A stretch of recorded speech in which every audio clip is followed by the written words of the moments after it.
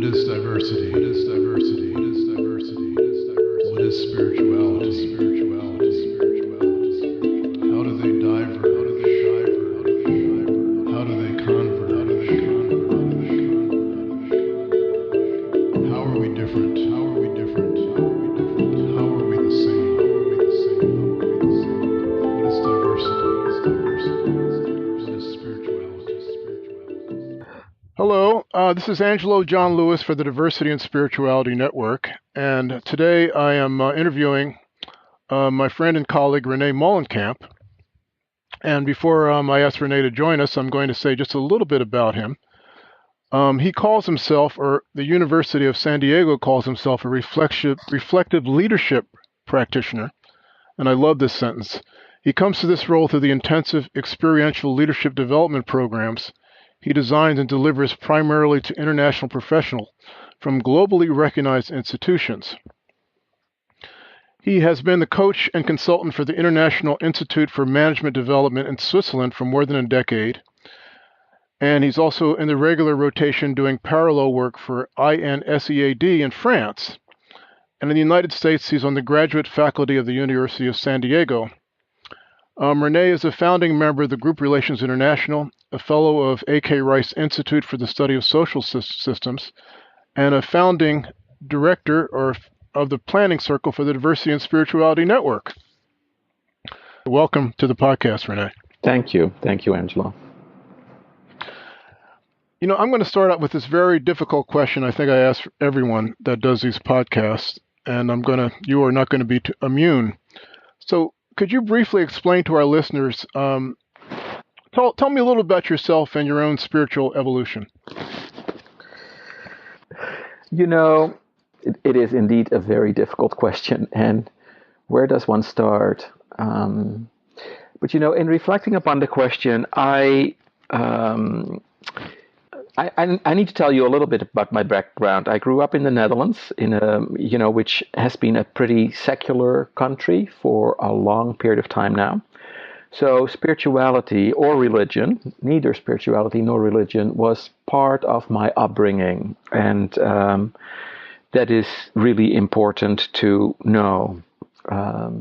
So in the first, I would say, 18 or so years, I grew up without any religion or spirituality, at least from a conscious perspective. And at age 19, I started to become more curious about God, but more about what I would call now the more, but then it was about there needed to be something more to life than just going to school and coming home and going dancing and, whatever I did at that time. And I remember that the curiosity led me to the Catholic Church. It's a long story. I won't go into all the details, but eventually I was baptized as a Catholic. A year later, I became a born-again Christian, which was an important development in my spiritual journey, actually.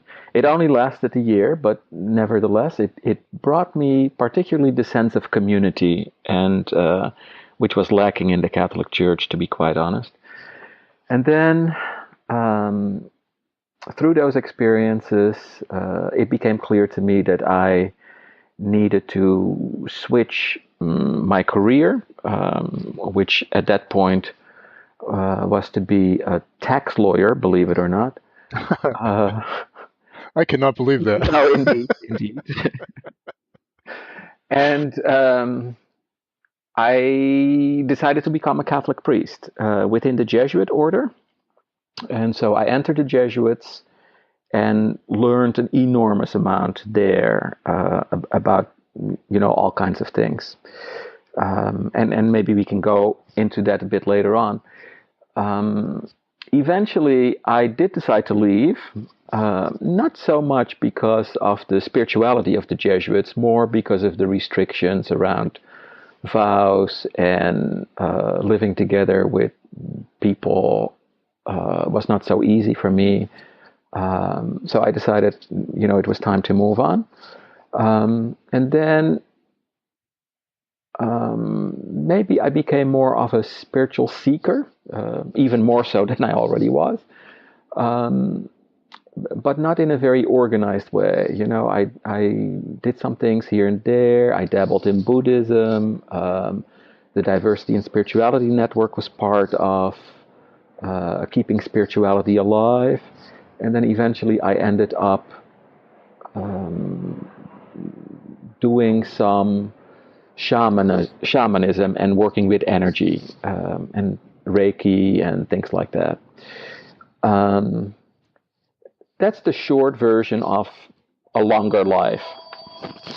Yeah, and I think I'm going to ask you about that shamanism a little later. But well, you did mention that you've been a Jesuit, and I know that of you. And I know when I first met you, I read this description that you had this experience with leading Ignatian retreats, which attracted me, quite honestly. But I wonder if you could say just a little bit about your Jesuit experience and what that did to deepen your spirituality. The Jesuit experience was incredibly important. It's where I learned to be quiet, to meditate, to pray, to be in communion with other people, with God. And there are a few things, I suppose, that stand out. One is the Jesuits are known for directing retreats, either 8 or 30-day silent retreats.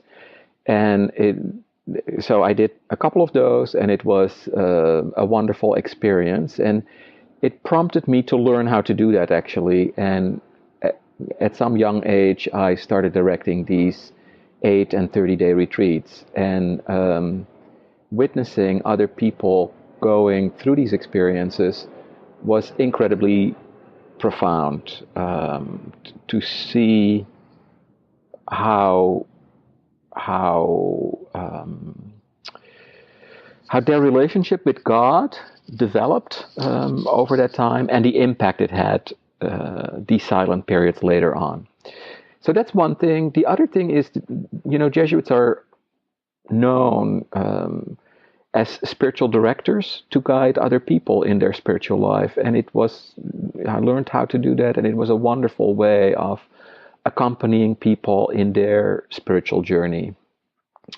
And then maybe 2 other things. One is the discernment of the spirits.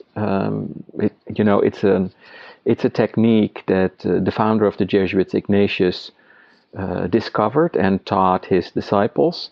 And I translate it now with going where the energy goes, like your soul energy, if you will. And it really helps the technique really helps to make decisions and to reflect upon life and what you're doing and what is next in life. And then the final thing is the daily examen, which is a 15-minute exercise, activity, if you will, to be grateful. Not that you're forced to be grateful, but to remind yourself what you can be grateful for. And it's for very simple things like nature and encounters and food and shelter. But it develops an attitude of gratitude, I suppose, and it's a very important experience in terms of knowing that you're part of more. And at the same time, also in that examen is reflecting upon the day since your last examen and seeing where things went wrong or didn't go so well, with the idea of improving them. So it's a reflective practice and a consciousness exercise and an awareness exercise. Well, I know that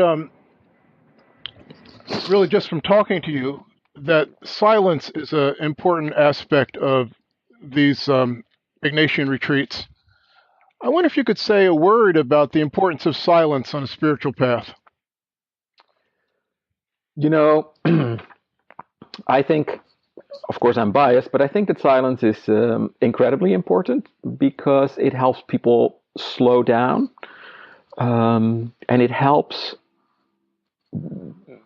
people being in touch with other aspects of their life rather than um, relationships necessarily. Because we talk all day long and we listen all day long, and what people discover in silence is that nature, in particular, plays a very important role in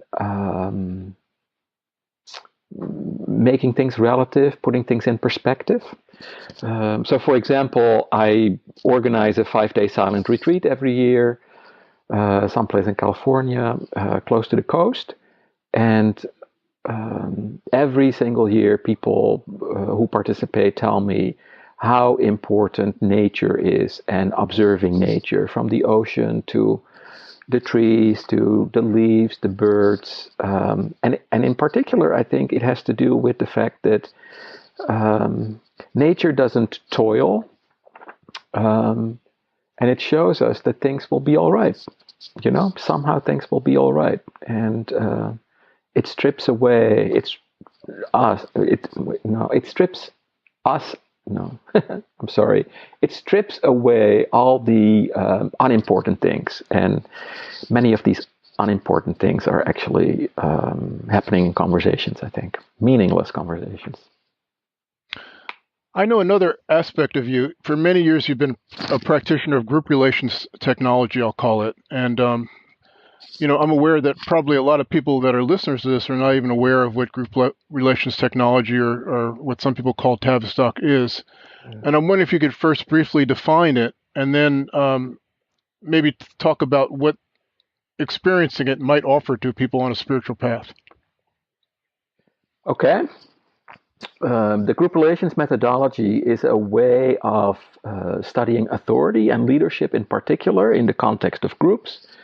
And the way it's done is that people sit in a group, it's experiential, they study what is going on in the moment, and consultants help them do that, and they make use of the unconscious. And so unconscious dynamics that may go on in groups to study authority and leadership.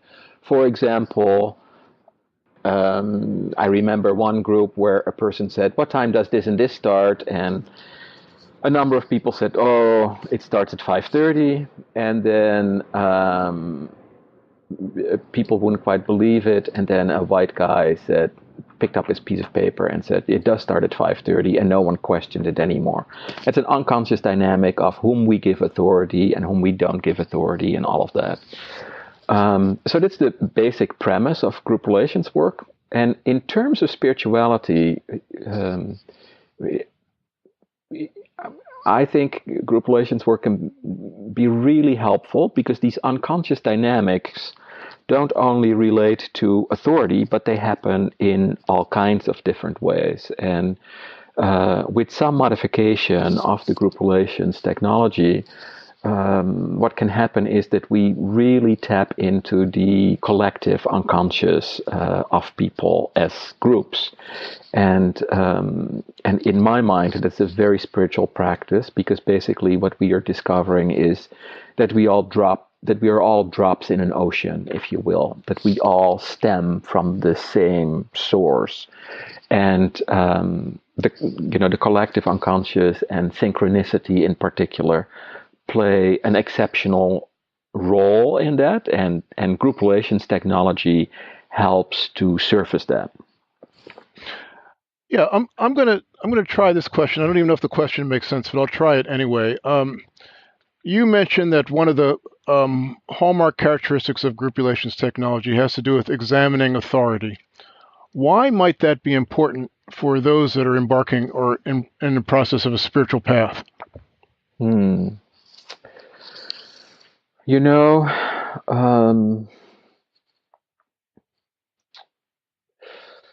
Many of us at least have a history of giving authority to God, if you will. And God becomes very powerful. But for many of us, as an outside force, and we actually abdicate responsibility and give God authority as we give authority to other people. And sometimes when we give people authority, we deauthorize ourselves as if it is some balance. The more they have, the less I have. And actually, group relations teaches that that is not the case. And in that sense, I think it can be very powerful because, in my own spiritual journey, in the beginning, I think I gave God lots of authority, but eventually my understanding of God changed quite a bit, and I realized that, and this sounds a bit bizarre, but that I am God, that God lives through me, that I am the hands and the feet of God, if you will. And it changes one's relationship with authority and with God as well. So the examination of how we perceive authority and how it relates to spirituality is actually quite an important dynamic to study and observe and to learn from. So might one piece of that be that certain individuals, or we may see God as outside of ourselves. In other words, God has authority over us in terms of an external being, if you will. And there might be a shift from there to understanding that authority is the God within. Correct. Absolutely correct. Yes. One of the things that group relations did for me is, I talked earlier about giving God authority, but I also gave the church, the Catholic Church and the Jesuits in particular, a lot of authority over me, willingly and not in a bad way necessarily, but group relations really helped me to understand that I needed to take up my own authority more, and it still does to this day. Now, I know that we met in the context of actually you being a co-leader of a group relations process, and that led to us series of conversations that began the beginning of what we're calling the Diversity and Spirituality Network. So I'm wondering if you could briefly tell us a little bit about your experience in DSN, what we call it, and also what you learned from that. Yeah. DSN was and is an important part. Let me talk about it then. It was an important part of my life because it provided a community of people to explore both diversity questions and spirituality questions. And the other thing it did, it taught me that,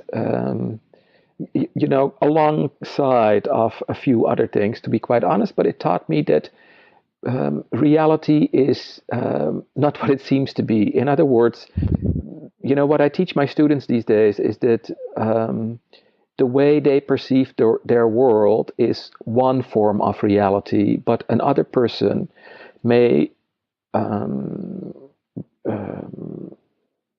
witness a same event and has a different reality about it. And that is what group relations did for me. That what God means for one person is totally different than what God means for another person. And the importance of diversity. I think in the Diversity and Spirituality Network, we all agreed that diversity was pretty important, but we experienced it in very different ways, in many different realities. And so the Diversity and Spirituality Network really was helpful to understand the different aspects of reality, and also how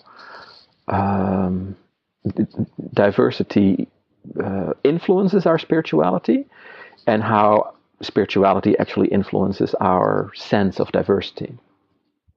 Yeah, that's a good answer, and it kind of leads me to a question that I myself am sort of struggling with. And as you know, I've been involved in this diversity and spirituality network thing for a while. But still, I wonder, the question which you started to answer, which is what is the importance of understanding sort of our own group identity versus spirituality in the sort of collective sense of what spirituality is, and also the individual sense. And I don't know the answer, but I'm wondering if you have any sense of what the answer might be. Hmm. Can you ask the question in a slightly different way? I'll try to. Well, it's like we set up this framework where I'm a black man or person of color. Yeah. You're yourself expressed as a gay person. Right. We had people that were spiritual atheists, one spiritual atheist in our midst. Yeah. And so the whole framework was that we have people coming at this thing, looking at it from different identities. Yeah. And yet we're putting this spiritual thing into it. Yeah. And the only thing I could come up with is that out of our own identities come different, I'll call them religious spiritual experiences, but they're somehow not sort of complete in the collective sense unless we can understand how others see reality, as you called it. Ah, yes. I'm not sure that this is a real answer to the question, but let me try. When I left the Jesuits, it felt that I left more than I wanted to leave. Because in some ways, spirituality had been a very important part of my life, and by leaving the identity of the Jesuits, some of the spirituality disappeared, and I struggled with that for a while. And I remember reading this metaphor that was incredibly helpful to me. And what it says is something like, spirituality is the river, and religions are the country that settle along the river. And to me, somehow, that was a very, very important lesson. And I think actually that the Diversity and Spirituality Network does a similar thing. And that is that somehow we step into this river for a moment, but then we also realize that we live in different countries along the river, meaning our expression of spirituality, for example, or our diversity. But still, something is connecting us. And I think, so when you put these two very somewhat controversial things together, both diversity and spirituality, and you can still hold on to the experience that there flows a river that we are all part of in between somehow, that is a pretty profound experience, I would say. Yeah, I like that, and that suggests the notion of collectivity and how what does the group have to do with spirituality. I may have my own individual perceptions of it. There's something else that happens that broadens me when I come together with others that perhaps have different perspective than I do. It becomes more real in a way. Yes. Just shifting a little bit, or Sure. Shifting greatly, actually. This is a pretty tumultuous time. At least that's how I experience it on the political realm. It isn't just an American phenomenon where we have the rise of a kind of a nativist politician. Really, you can look all over the world and you see this kind of retrenchment, I'll call it. Yeah. And one of the things I struggle with personally is what do I need to do, if anything, to respond to that? Yeah. In other words, I consider myself a spiritual being, and yet I see all this stuff going on. And part of me just wants to just not even deal with any of it. And another part of me thinks I should be engaged in some way. And I'm wondering where you come out on that. How do you deal with that? Or maybe it's no conflict for you at all? Yes, it was a conflict, so much so that it drove me crazy, and I decided to take a break from both watching the news and reading the news, and a break from looking at Facebook, and I'm still doing that actually, and it's incredibly helpful. And at least maybe I'm kidding myself, but it's incredibly helpful in the sense that by not being distracted about what's going on in the world, I can actually really focus on being part of the world in a different way. And so part of my spiritual practice is to go to the beach. I try to at least a couple of times a week, if not every day, and to sit there and look at the ocean and to be remembered or be reminded that we're all connected somehow as drops in the ocean, like it's another water metaphor, I suppose, is incredibly helpful because I can only do what I can do. I cannot solve hunger in the world, I cannot solve refugee problem. But what I can do is take care of my environment as best as I can.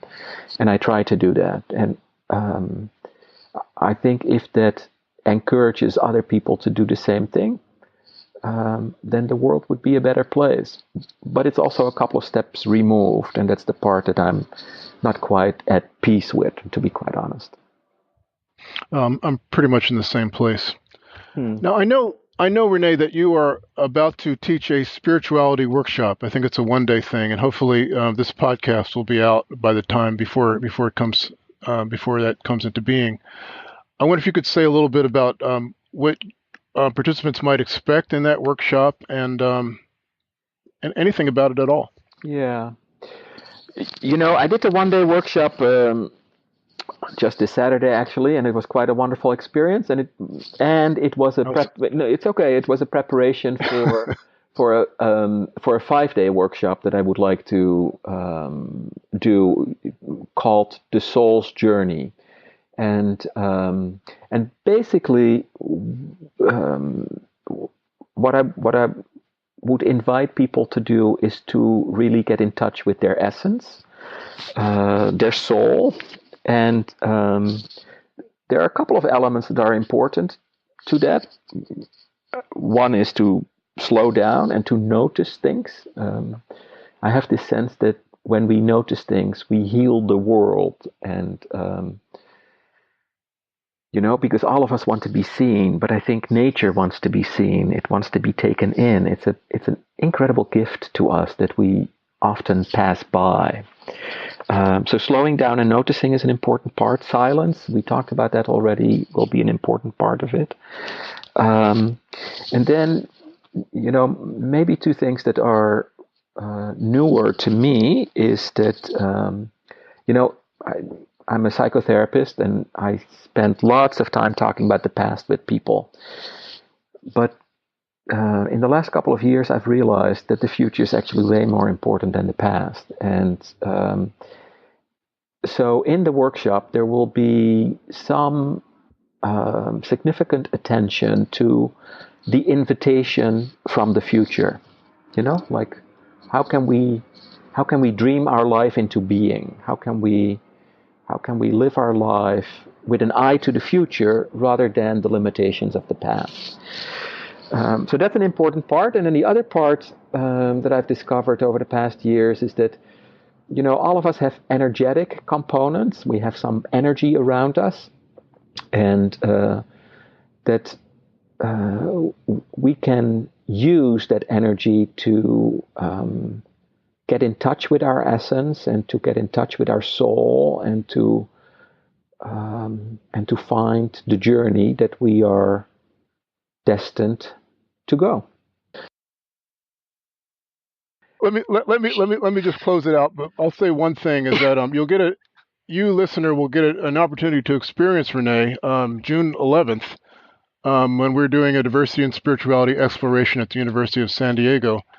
And at the conclusion of this podcast, I'll tell you a little bit about that. But Rene, I really appreciate you taking the time to speak with me, and I think this would probably be useful for anybody that listens to it. Thank you. I appreciate your questions to me. Thank you, my friend. Okay. We'll talk soon. Yeah. Ciao, ciao. All right. Bye-bye. Thank you, Rene, for visiting us. I just want to let you know about a couple of events that we have coming up, a couple of spring events. The first is during Memorial Day weekend, we are privileged to host a weekend workshop, 3 days, with the renowned Frederick Dodson. It's called the Reality Creation Workshop. If you're not familiar with Frederick, I suggest you go to his Reality Creation website, realitycreation.org, or visit his Amazon page. You can see that he's written 28 books on various subjects related to reality creation, which he defines as the art of focusing your attention, imagination, and actions towards a desired outcome. You can get a 20% discount on the workshop participation if you insert the word members when you pay for your ticket at the site that's on our website, divespirit.com. And again, that's on Memorial Day weekend in the Princeton area. And if you're interested in hanging out with me, Rene, and Cindy Franklin, the founders of the Diversity and Spirituality Network, we're having a one-day by donation exploration in the University of San Diego on June 11th.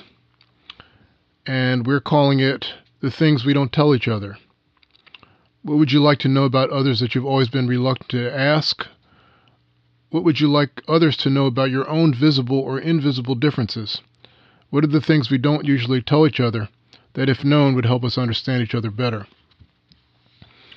You can find out information about this and all our events by going to our website, divespirit.com, and going to events.